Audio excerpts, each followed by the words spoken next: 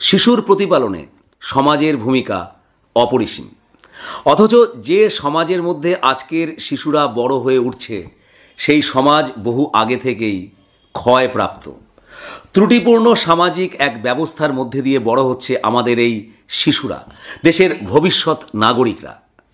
সমাজে প্রাপ্তবয়স্কদের যাবতীয় দুর্নীতি, অন্যায়, অবক্ষয়কে প্রত্যক্ষ করতে করতে বড় হচ্ছে আমাদের ছোটরা।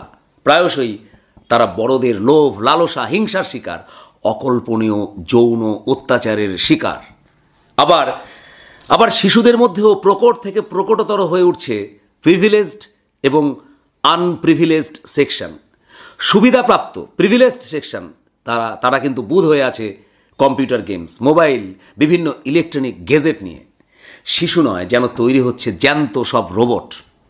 প্রতিযোগিতার র্যাট রেসের জাতাকলে তাদের জীবন থেকে সত্যি সত্যি হারিয়ে যাচ্ছে নরম, স্নিগ্ধ স্বপ্নের শৈশব।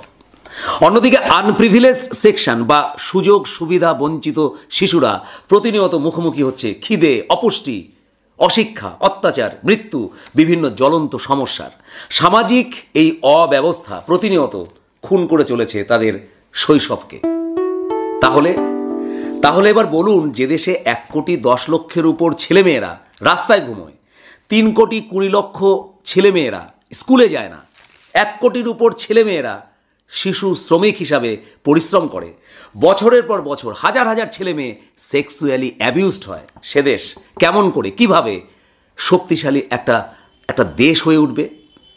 আজকের শিশু দিবসে এই প্রশ্নগুলি তো আমাদের সামনে এসে দাঁড়ায়।